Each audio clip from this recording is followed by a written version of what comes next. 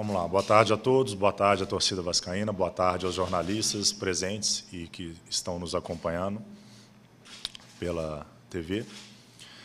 Pedi para falar um pouco antes aqui da apresentação do Juan, o nosso 14º reforço, porque ontem se encerraria a janela de transferências, janela nacional que foi estendida mais 15 dias e a janela internacional que foi fechada. E eu acho prudente e necessário e adequado fazermos um balanço dessa janela. A janela de transferências se iniciou no dia 10 de janeiro e se encerraria ontem, 4 de abril. Então, fazendo uma projeção aqui do dia 10 de abril, 4 fecha internacional, 20 fecha nacional, mas fazendo uma projeção de 10 de abril, para fazer uma conta fácil, nós estamos falando de 90 dias de janela. Estamos falando de 3 meses de janela de registro aqui no Brasil. E em 90 dias de janela, o Vasco realizou 14 contratações. Não quiser contar o Andrei como uma contratação, pela saída e pela entrada, vamos falar de 13. E uma conta simples de 90 dividido por 14 ou 13, nós vamos encontrar menos de 7.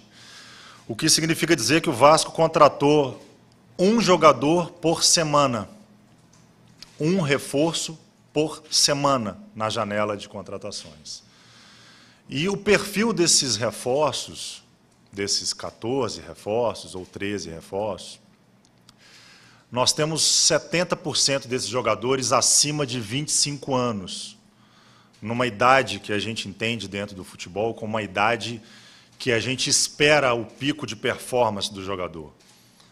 O que também significa que abaixo dos 25 anos ou dos 24 anos, a gente tem um processo de adaptação do jogador ao profissional, ao futebol profissional, um processo ainda de maturação física, mas um processo de adaptação ao profissional. E a gente contratou 4 jogadores nesse perfil, abaixo de 24 anos. A maioria dos nossos jogadores, então, dentro da nossa janela, acima de 25 até 29. Hoje o elenco do Vasco não tem mais do que 2 jogadores, 3 jogadores, um com contrato encerrando em abril, acima de 30 anos de idade. Um elenco novo. E dentro do nosso elenco hoje, a gente praticamente podemos cravar que a gente tem ou o jogador contratado esse ano, ou o jogador de base, ou o jogador formado pelo Vasco. E dentro do projeto que hoje vigora no Vasco, um projeto do grupo, um projeto da 777, um projeto do Vasco, a gente tem a necessidade de desenvolver esses jogadores.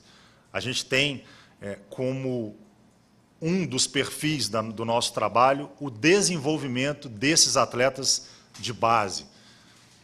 É o desenvolvimento de um Paulinho, de um Lincoln, de um Riquelme, de um Barros, de um Rodrigo, do Galarza, do Marlon, do próprio Andrei, do Peck, do Figueiredo, do Eric Marcos, do Egnaldo, do Rayan, do Matheus Ferreira, do Felipe. São atletas que a gente vai trabalhar muito para desenvolver, porque é o futuro do Vasco. É o presente e é o futuro do Vasco. Então, eu acho importante a gente fazer esse balanço da janela, que não é um fechamento de janela, porque com prazo ainda para contratar, a gente ainda busca, com a janela aberta, 1 ou 2 peças que podem ou não chegar, porque um jogador não necessariamente vem contratado porque a gente quer que ele seja contratado. Existem vários fatores que impedem uma contratação. Então, o elenco não está fechado, mas todos os jogadores que vieram para o Vasco vieram com a convicção nossa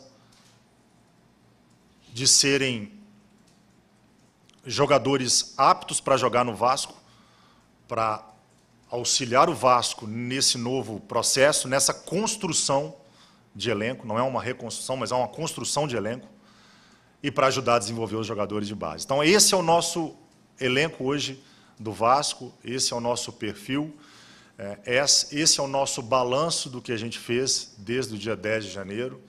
Não estamos aqui para contratar volume, não estamos aqui para contratar jogadores a esmo, jogadores que não vão contribuir para o projeto do Vasco.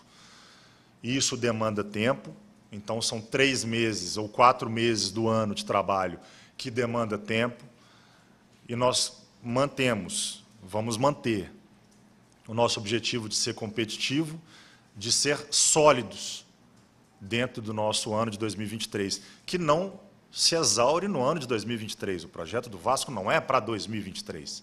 O projeto do Vasco se inicia em 2023. Então, é o primeiro ano deste novo processo, é o primeiro ano de vários que a reta vai ser cumprida, seguida e com muita convicção nos passos que estamos fazendo. Então, acredito que era necessário, adequado, fazer esse balanço, fazer essa análise, e eu agradeço a todos pela atenção, e a gente vai para a apresentação do Juan. Muito obrigado.